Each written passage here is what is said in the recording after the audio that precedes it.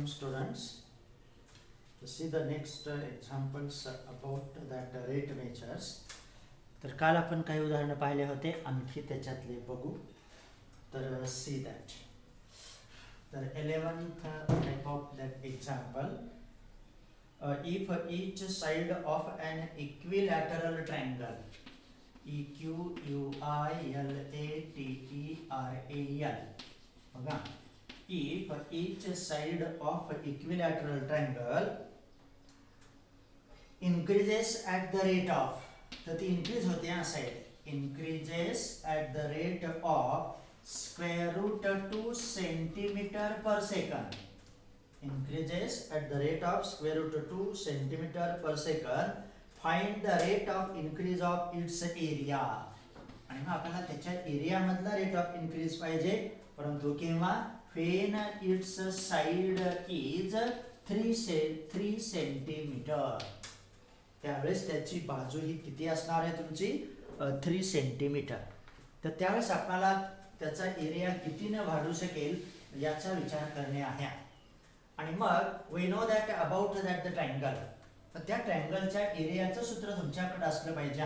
तर ते आपल्याला माहिती आहे, about that triangle if a B c are 3 sides of that the triangle, then that area of triangle A B C.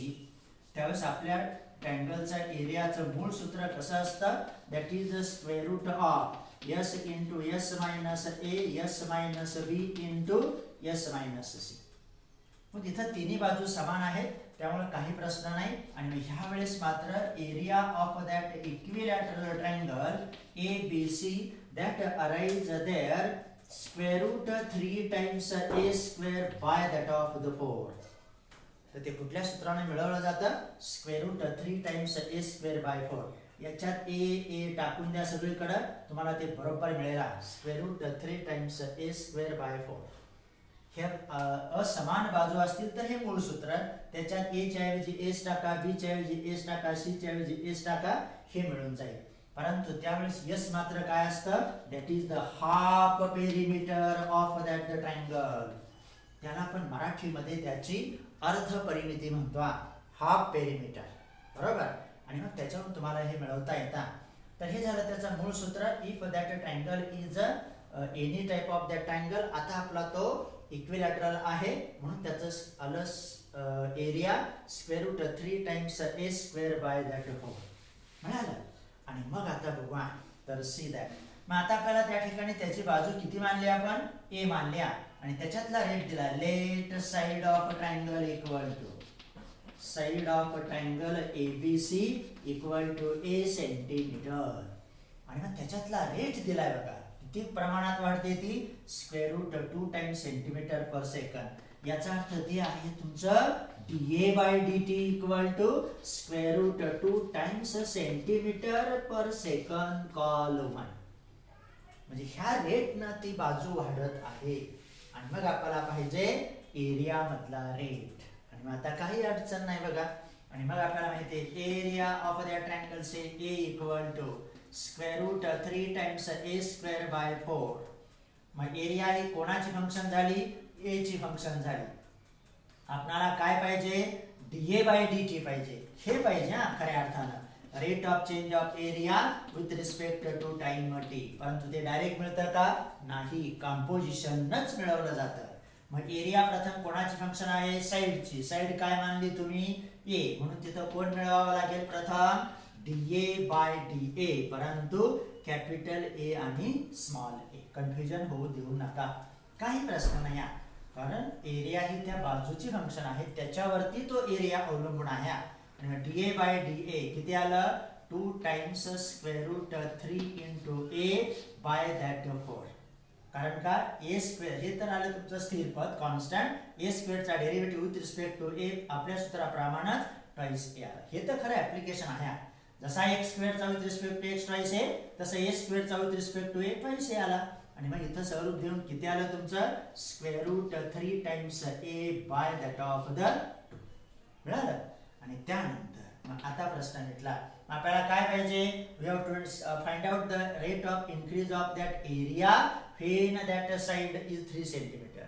अगोदर कुठल्याही साइडला मिळवा, आणि मग by our composition rule dA by dt equal to dA by dA. बघा दोन्ही आहेत तुमच्याकडे, बरोबर तो प्रॉडक्ट येतो dA by dA into that dA by dt. D capital A small a, see the reference way.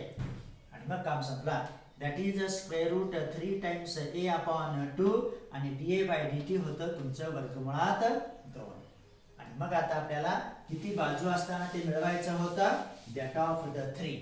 आणि मग कॉल करायचं and therefore dA by dt when that side of a triangle is 3 that becomes square root 3. बघा बाजू आली 3 आणि हे वर्गमुळात 2 परत भागिले किती आहेत तुमचे, that of the 2 झालं.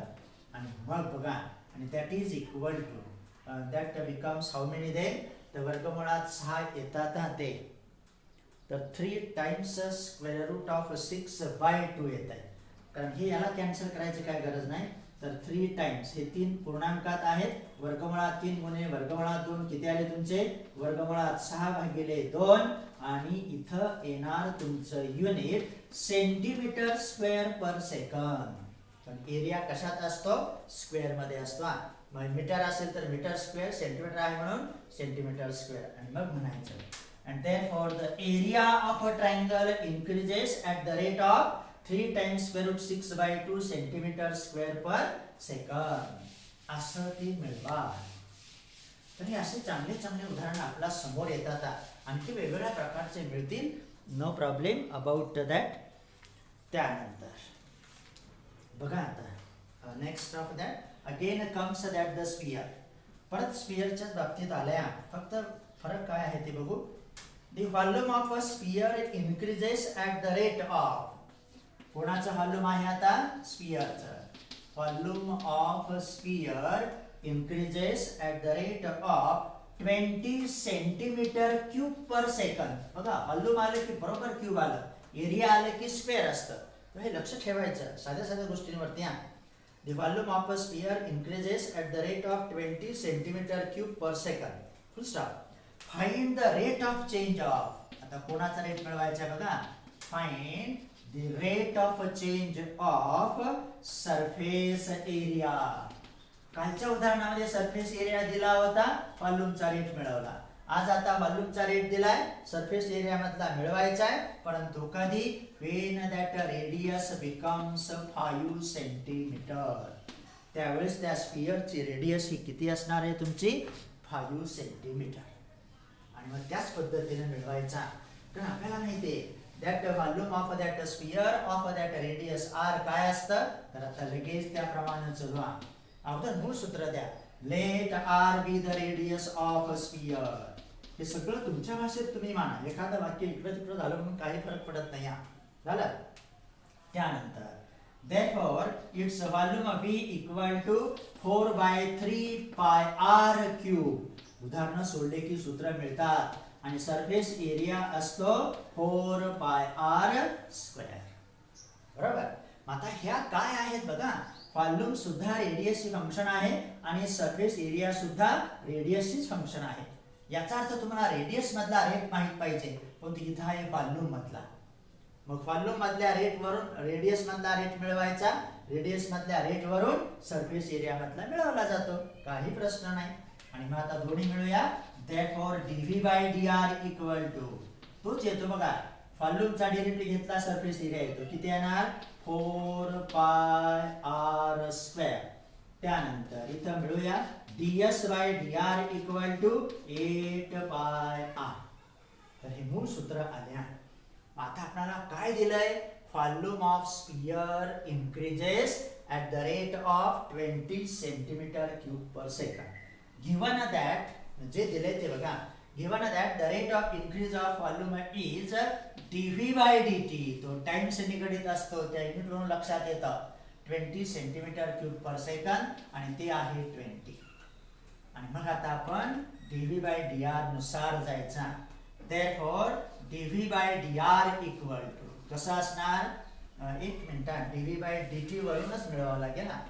dv by dt equal to dv by dr, अगोदर ती r ची फंक्शन आहे इनटू dr by dt. तर कशावर विचार केला? dv बाय dt दिलेला आहे, dv बाय dr आपण मिळवलं आहे सूत्रापासून आणि dr बाय dt त्याच्यापासून बरोबर मिळणार. कसं ते बघूया. मग करा रिप्लेस. dv बाय dt आहे 20, dv बाय dr तुमच्याकडे आहे सूत्राप्रमाणे 4 पाय r स्क्वेअर आणि मग येणार तुमचं dr बाय dt. कारण रेडियस मधला इन्क्रीज रेट आल्याशिवाय सरफेस एरिया मधला मिळत नाही. कालच्या सारखं का ds मधला दिलता v मधला मिळवला होता किंवा काही देऊ द्या. and therefore dr by dt equal to well dr by dt equal to 20 upon 4 pi r square. जेवढं शक्य आहे तेवढं स्वरूप द्यायचं आहे. किती आले तुमचे? 5 upon pi r square. तर त्याला नाव द्यायचं 1 नंबर. हा झाला dr by dt. आता ds by dt त्याच्यावरून आपोआप मिळवता येतो तेच सूत्र मिळवायचं आणि मग आता इथं रिमूव्ह करतो मी. तर असं dv बाय dt वरून dr बाय dt मिळवलं बघा.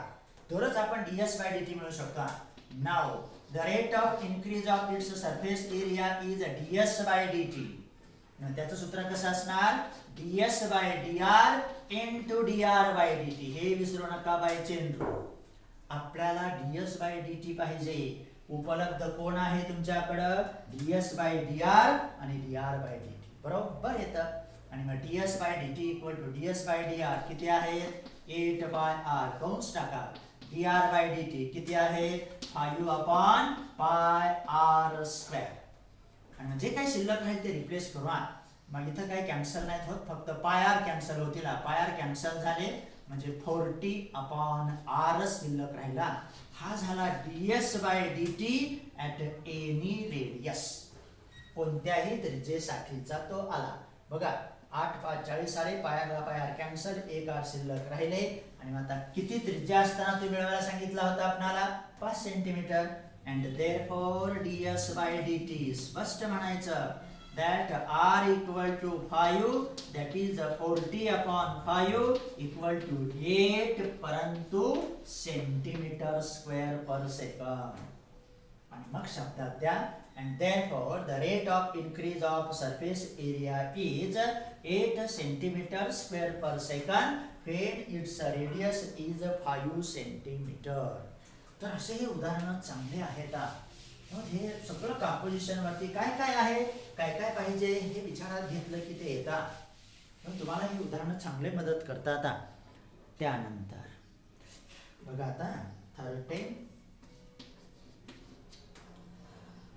The age of a cube is EDGE. The age of a cube is decreasing at the rate of. Decrease असतो ना increase असतो तर रेटच असतो. Decreasing at the rate of 0.6 centimetre per second. म्हणजे त्या क्यूबची बाजू किती रेटने कमी होत आहे? 0.6 सेंटीमीटर पर सेकंद. म्हणजे एका सेकंदाला त्या क्यूबची बाजू किंवा एज किंवा कडा ही 0.6 न कमी होते.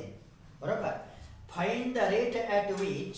बघा find the rate at which its volume decreases when age of a cube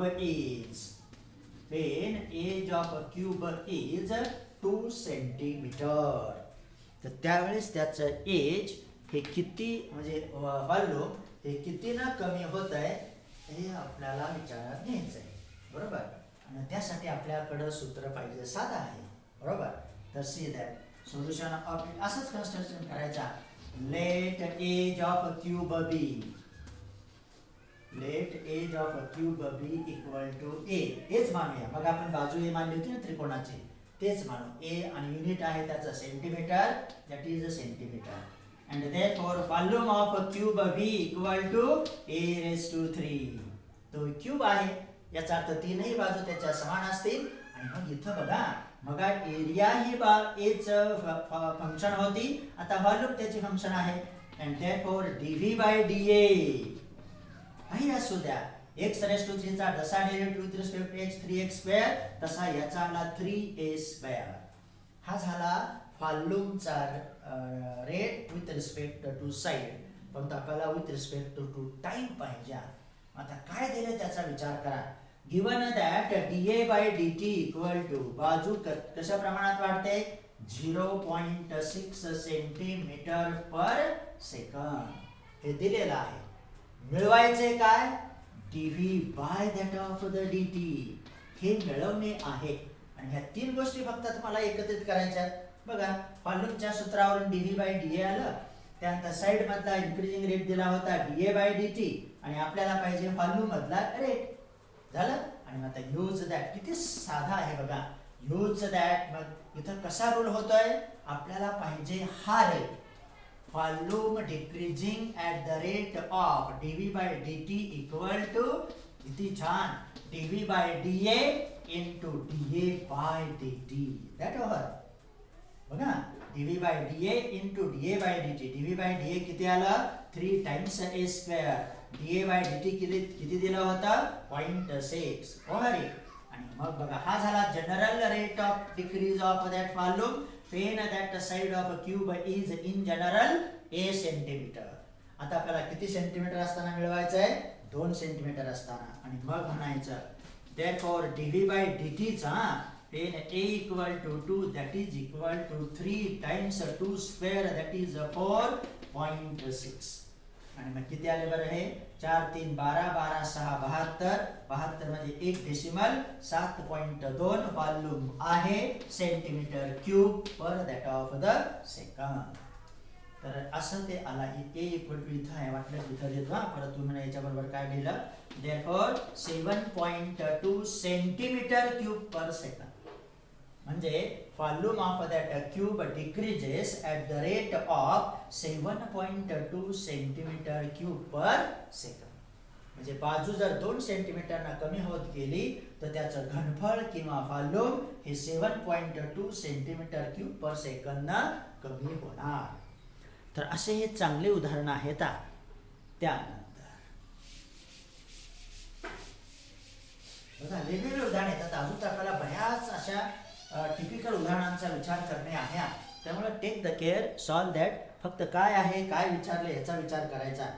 बघा आता 14th. See that a man of height, तुमच्याकडे ते उदाहरण आहे पुस्तकात बघायचं तुम्ही.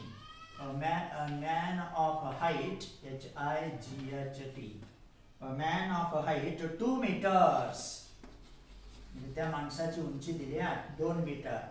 a man of height 2 meters walks at walks at a uniform speed of, म्हणजे रेट दिला आहे त्याचा, uniform speed of 6 kilometre per hour. म्हणजे त्या माणसाचा चालण्याचा वेग हा किती आहे? 6 किलोमीटर पर आवर. म्हणजे एका तासाला तो माणूस 6 किलोमीटर जातो. आणि त्या माणसाची उंची मात्र किती दिलेली आहे? 2 मीटर. बघा कसा चालतोय ते पुढे दिलंय. a man of height 2 meters walks at a uniform speed of 6 kilometer per hour away from a lamp post of 6 meters high. 6 meters high. म्हणजे तो माणूस त्या लॅम्प पोस्ट पासून, की त्या लॅम्प पोस्टची उंची किती आहे? 6 मीटर. त्याच्यापासून तो दूर जातोय किती वेगानं? 6 किलोमीटर ताशी वेगानं. आणि त्याचं कन्स्ट्रक्शन, लॅम्प पोस्ट म्हणजेच काय? आपल्या शहरामध्ये किंवा गावामध्ये असणाऱ्या लाईटचा पोल, तो 6 मीटर उंचीचा आहे आणि त्याच्यावरती ती लॅम्प आहे. आणि त्या लॅम्प पासून तो माणूस दूर चाललाय किती वेगानं? 6 किलोमीटर ताशी वेगानं. की त्या माणसाची उंची आहे 2 मीटर. विचारलंय काय ते बघा. कधी आपण विचार करत नाही त्याचा, आज विचार करू आपण. बघा, find the rate at which the length of shadow is increasing. LENGTH, length of shadow, SHADOW. आणि मग आपल्याला हे पाहिजे. त्यामुळे हे कन्स्ट्रक्शन आपल्याला यायला हवा. तर काय काय दिलंय, काय नाही याचा विचार थोडासा करायचा. मग असा तो प्रॉब्लेम आहे. मग आता हे जे प्रॉब्लेम आहेत त्याला आपण जॉमेट्रिकल भाषेत, आपल्या गणितीय भाषेत आणणं महत्वाचं असतं. सगळे जे लेखी प्रॉब्लेम असतात त्यांना आपल्या मॅथमॅटिकल लँग्वेजमध्ये आणणं फार उपयोगीचं असतं. मग काय काय सिच्युएशन आहे, त्या माणसाची उंची 2 मीटर आहे, त्या लाईटच्या पोलची उंची 6 मीटर आहे, तो माणूस त्या लाईटच्या पोल पासून दूर चाललाय, याचा अर्थ त्याची शॅडो इन्क्रीज होत जाते. आपण आपल्या शॅडोचा, सावलीचा कधीही विचार केला नव्हता, आता मात्र तो करावा लागेल. आणि मग ते आपल्याला आता कन्स्ट्रक्ट करायच्या. तर सी दॅट, आणि मग how to construct see that. Suppose that this is the lamp post on a ground, आणि हे समजा ग्राउंड आहे असं, बरोबर. बघा त्यानंतर this is the man of height, काय असेल ती 2 मीटर दिलेली आहे, आणि त्याच ग्राउंडवरती तो माणूस चालत जातोय, आणि मग अशी ती डायग्राम तयार होते बघा. आणि that is the lamp post. मग हा जो सूर्यप्रकाश किंवा प्रकाश असेल त्या लॅम्प पोस्टचा, तो असा या माणसावरती पडेल आणि त्याची शॅडो इथं तयार होणार आहे. झालं, आपलं जॉमेट्री तयार झाली बघा. That is the lamp post. मग त्याला नाव देऊ OL. That is the lamp post of how many height, that is the 6 meter height. हा आहे मॅन म्हणून त्याला नाव देऊ MN, आणि ही आहे शॅडो म्हणून त्याला नाव देऊ MS. झालं, हे दिलंय तुम्हाला. त्या माणसाची उंची किती आहे, 2 मीटर. आणि मग आपल्याला काय विचार करायचा आहे, तो माणूस ह्या लॅम्प पोस्ट पासून आवे चाललाय, म्हणजे इकडे इकडे चाललाय, दूर जातोय. जसा तो दूर जाईल तसतशी त्याची शॅडो इन्क्रीज होत जाणार. लक्षात घ्या, तुम्ही सूर्यप्रकाशात उभे राहा आणि मग तुम्हाला त्याचा प्रत्यय येऊ शकेल. आणि मग आता हे रेट तुम्हाला मिळवायचे आहे, आणि हा रेट दिलाय. तो माणूस समजा त्या लॅम्प पोस्टच्या पायापासून किंवा foot of that lamp post पासून आवे चालला, तर तो रेट त्याला आपण Y मानू, आणि शॅडोच्या लांबीला आपण X मानू. बघा, म्हणजे हे जॉमेट्री आता तयार झाली. आणि मग आपल्याला काय दिलाय, रेट ऑफ वॉकिंग. हे वॉकिंगचा रेट दिलाय, बरोबर. आणि हे आहे त्या शॅडोचा रेट, म्हणजे शॅडो 1 मीटर किंवा काही माना तुम्ही. आता ते अर्थात 6 किलोमीटरनं मानली, शॅडो सुद्धा त्या किलोमीटर मध्येच येणार, यांचा काही संबंध येत नाही त्या ठिकाणी. मीटर मध्ये तुम्हाला हे मीटर मध्ये, ते किलोमीटर मध्ये, कसं स्पीड आपला किलोमीटर मध्ये दिलाय, याचा अर्थ शॅडोची लेंथ इन्क्रीज सुद्धा किलोमीटर मध्येच मिळणार. आणि हे अंडरस्टँड झालं की आपला प्रॉब्लेम आला. झालं, मग हे झालं त्याचं कन्स्ट्रक्शन. मग हे सगळं तुम्हाला द्यावं लागेल.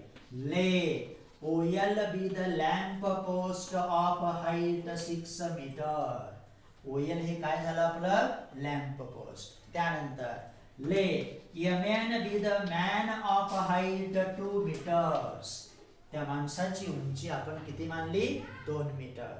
लेट OM बी द, हे सगळं द्या. Let OM equal to Y be the distance covered by man when he is walking away from the lamp post. ज्यावेळेस तो लॅम्प पोस्ट पासून दूर जाईल त्यावेळेस त्याचं अंतर हे आपण Y मानू. आणि MS equal to X be the length of shadow.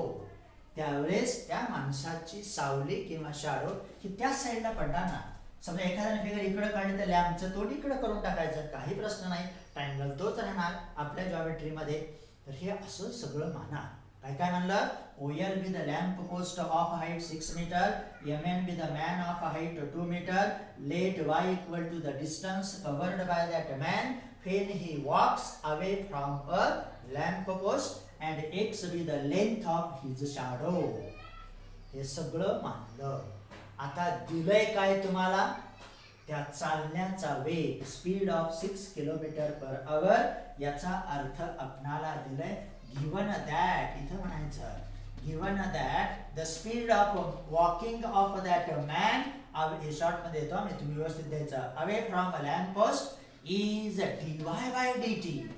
चालणं आहे Y, त्याचा रेट आला dy by dt, आणि तो आहे 6 किलोमीटर पर आवर, HR, आणि त्याला नाव द्यायचं 1 नंबर. आणि अर्थातच आपल्याला काय मिळवायचंय, dx by dt.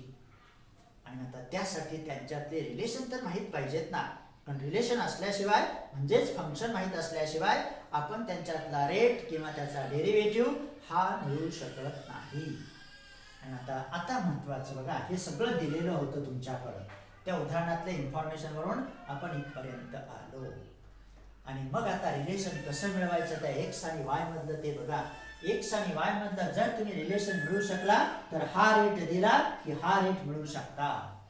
म्हणजे चालण्याचा वेग दिलाय, सावली वाढण्याचा सुद्धा तुमचा वेग आपोआप मिळू शकेल, परंतु त्यासाठी आता आपलं निरीक्षण पाहिजे. आणि मग आता बघा हाऊ टू कन्स्ट्रक्ट दॅट. आता इथं बघा note that there are the two triangles. तर दोन त्रिकोण आहेत, कोणकोणते ते बघा. ट्रायंगल OLS, कोणता OLS, आणि अँड ट्रायंगल MNS. हे दोन त्रिकोण बघा कसे आहेत ते, OLS आणि MNS. थोडंसं निरीक्षण करायचं. आणि दे आर सिमिलर ट्रायंगल्स. का समरूप झाले, तर त्यांचे हे दोन कोन समान आहेत बघा. म्हणजे याचा हा पण राईट अँगल आहे, हा पण राईट अँगल आहे, आणि ह्या दोघांचा हा तर अँगल दोघांचा सामायिक आहे.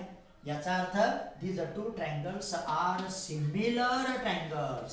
आणि हे माहित असलं तरच तुम्हाला तो प्रॉब्लेम येणार, नाहीतर तुम्ही काही करू शकत नाही. म्हणून आपलं नॉलेज इन्क्रीज करा, त्यासाठी प्रॉब्लेम सोडवा, त्याचा विचार करा, बरोबर.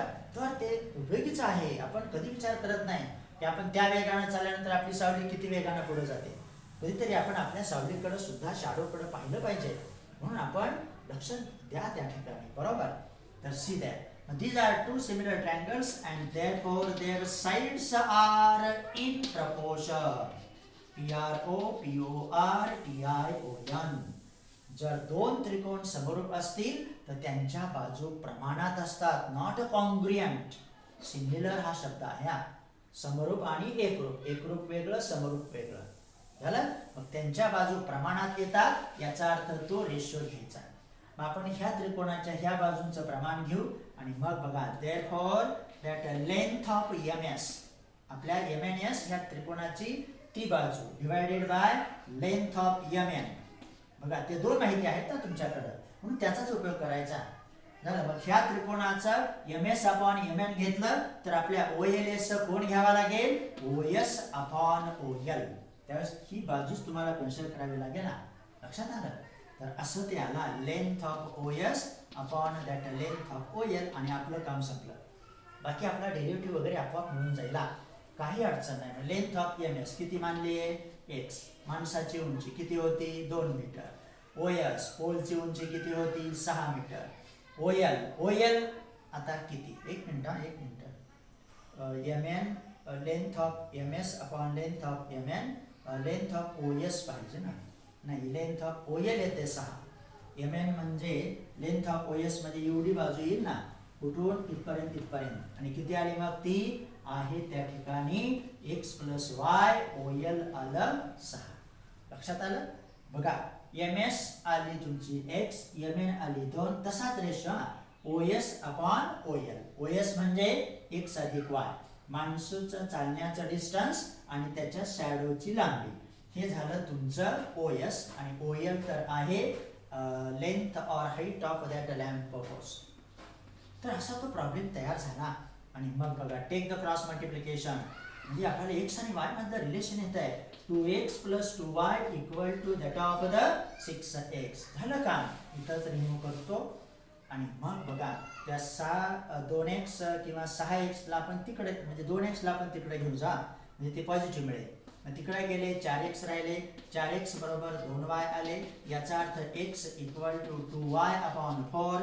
हे स्वरूप द्याच, that is x = y upon 2. आणि हे रिलेशन येणं फार महत्वाचा, x = y अपॉन 2. असं त्या दोन चालण्याच्या अंतरामध्ये आणि शॅडोच्या लेंथ मधलं नातं आलं तर तुम्ही ते मिळवू शकता. आणि हे कोणापासून आलं, आपल्या जॉमेट्री पासूनच. आणि आता काम संपला. And therefore dx/dt is the rate of increase of that shadow, that is 1/2 times that dy/dt. झालं का. आणि हे तुमच्याकडे दिलेलं आहे. अँड therefore dx/dt म्हणजे कोण, rate of increase of his shadow. Therefore dx/dt = 1/2 times rate of walking, that is the 6. And therefore dx/dt = 3 km/h. म्हणजे त्या शॅडो इन्क्रीज होण्याचा रेट हा किती असणार आहे, 3 km/h. म्हणजे चालण्याच्या वेगाच्या निमपटीनं. का? कारण इथं ते रिलेशन आलं x = y/2. तर असं ते उदाहरण तुम्हाला प्राप्त झालं. म्हणजेच length of shadow increases at the rate of 3 km/h.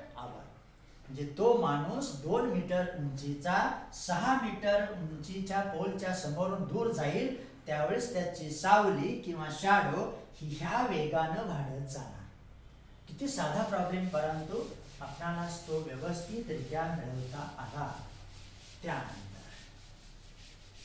तर तसाच एक आहे ना, म्हणजे आपणाला तेवढा प्रॉब्लेम पूर्ण करू.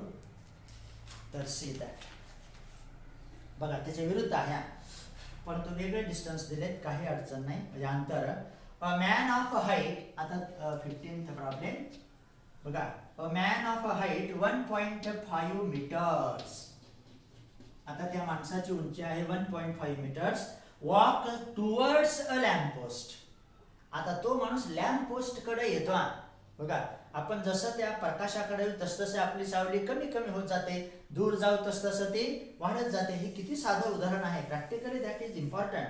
अ man of height 1.5 meters walks towards the lamp post. आता तो लॅम्प पोस्ट कडे येतोय आणि किती वेगाने. Lamp post of height, lamp पोस्टची हाईट आहे आता किती दिलेली आहे त्याच्यानुसार ते बदलतात.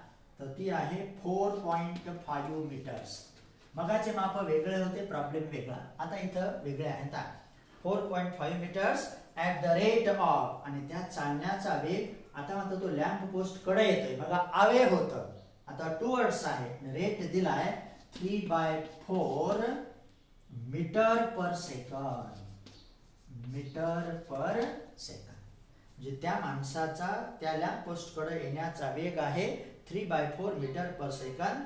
Find the rate at which. आता 2 रेट मिळवायचे. बघा एकच मिळवला होता आपण, आता दुसरा पण मिळाला येतो, इथं मिळूया. Find the rate at which his shadow is shortening. SHADOW. His shadow is shortening. SHORTING. Shortening and TENING. SHORTENING. shortening. आणि second the tip of the shadow is moving. बघा the tip of the shadow. तर हे सगळं आपल्याकडे आहे. SHADOW. tip of the shadow is moving there. तर असा तो प्रॉब्लेम आहे. आता परत आपल्याला काय काय इन्फॉर्मेशन आहे त्यावरून तो प्रॉब्लेम डिस्कस करता येतो. आता इथं टिप म्हणजे काय ते आता लक्षात येईल. तर त्यासाठी आपण आत्ताच्या प्रमाणेच फिगर काढायच्या. तर सी दॅट समजा again here is that of the ground, that is the triangle in this way. Here is that of the man. OL is the lamp post. आता हाईट आहे त्याची 4.5 मीटर आणि मॅन आहे 1.5 metre, that is 1.5 metre.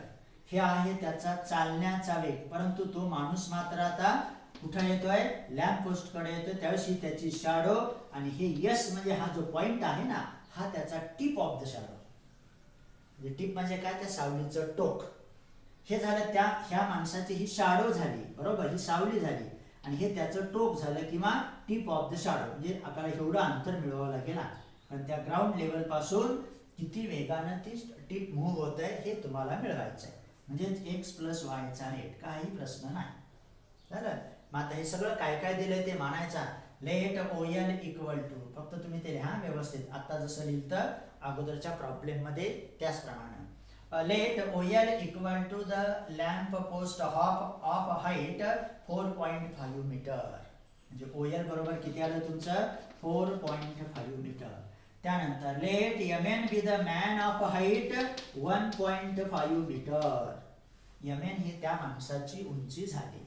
त्यानंतर let OM be the distance covered by that man when he walking at the speed of 3/4 meter per second.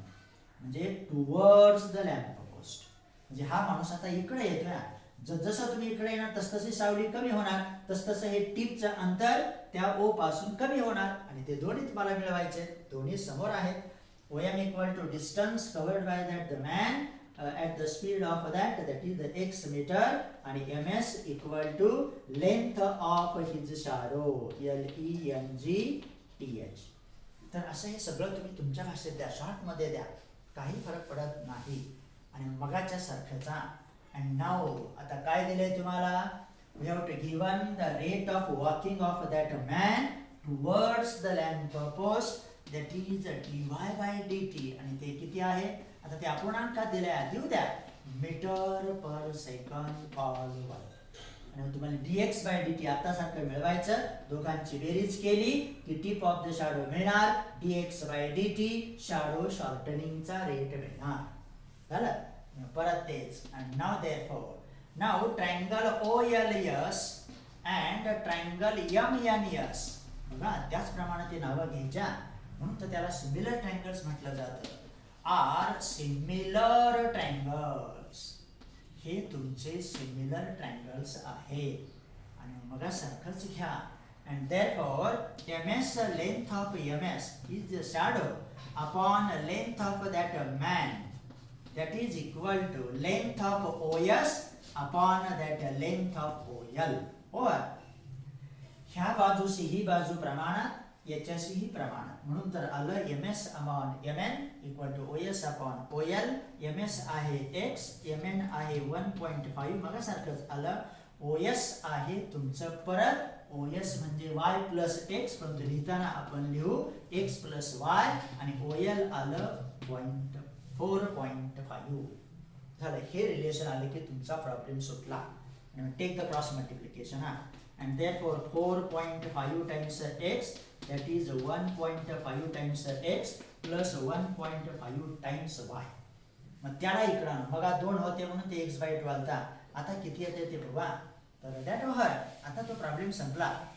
झालं. and therefore मग हे दीड इकडे आले, 4.5 होते, याचा अर्थ 3x राहिल्या. 3x equal to 1.5 times that of the y. and therefore x equal to, त्याला थोडा वेळ असंच ठेवा, नंतर आपण कॅल्क्युलेशन करताना मिळूया. 1.5 upon 3 times that of the y. बघा तर 1/2 times y. तेव्हा जसं त्याचं रिलेशन वेगळं येईल, हाईट बदलली, माणसाची हाईट बदलली की तो रेशो बदलला, आणि ह्या रिलेशनवरून आता आपण त्यांचा रेट मिळूया. तर कसं आलं, 3x equal to म्हणजे x equal to 1.5 by 3 times that of the y. आणि मग आता differentiate both sides with respect to t. कारण आपल्याला रेट पाहिजे कशाचा, शॅडोचा. दिलाय कोणाचा, वॉकिंगचा. झालं का. and therefore dx by dt equal to 1.5 by 3 times that dy by dt, that over dy by dt. आता याला रिमूव्ह करूया. मग आपल्याला टिप ऑफ द शॅडो लगेच मिळतं x upon y, sorry dx by dt plus dy by dt, काही प्रश्न नाही. मग dx by dt मिळू. therefore dx by dt equal to, बघा आता किती आलं, 1.5 आहे तसं दिवा, थोडा वेळ 1.5 upon 3, आणि dy by dt होतं 3/4. आणि आता किती येते बघा बरं, that is equal to 3 cancel झाले, 1.5 by that of the 4, त्याला अपूर्णांकात देऊ कारण हे अपूर्णांकात होतं. आणि मग dx by dt equal to, तर 4/15 म्हणजे 0. तर किती येईल, 1 मिनिट, 1.5 म्हणजे 4, तर 15/40 येत आहे. 15/40 म्हणजेच 5 3 15, 5 8 40, 3/8 त्या भाषेत देऊया. 3/8 मीटर पर सेकंद. म्हणजे शॅडोचा वाढण्याचा, सॉरी शॉर्टनिंग होण्याचा किंवा कमी होण्याचा रेट हा कसा असेल, 3/8 मीटर पर सेकंद. आणि दोघांची बेरीज केली की टिप ऑफ द शॅडोचा मिळणार. आणि मग म्हणायचा तिथं वाक्य काय द्यायचं, therefore the rate of shortening of shadow, SHORTENING, the rate of shortening of shadow is dx by dt equal to 3/8 meter per second. हे कॅल्क्युलेशन चुकू नका. मी 3 भाग दिला. आणि त्यानंतर नाव second. Now the rate of moving of that tip of the shadow is dy by dt plus dx by dt. कारण तो त्या फूट ऑफ परपेंडिक्युलर पासून त्या लॅम्प पोस्टच्या फूट पासून टिप ऑफ द शॅडो आहे हा, म्हणून तो रेट किती येतो dy by dt plus dx by dt. काय म्हणायचं, the rate of moving of that tip of shadow is dy by dt plus dx by dt. म्हणून मी त्याला अपूर्णांकात आणलं कारण हे अपूर्णांकात होतं, काही अडचण नाही. 3/4 plus 3/8 that is equal to 4 2 8 6 3 9 आलं तुमचं 9/8 meter per second. So this is the rate of shortening of that shadow and this is the rate of moving of tip of the shadow. So these are the problems which we can learn today. अजून एक दोन राहिलेले आहेत, त्याला थोडासा वेळ लागतो, त्यामुळं बाकीचे बघू उद्याच्या आपल्याकडं आहे टाइम, त्यामुळे काही प्रॉब्लेम नाही.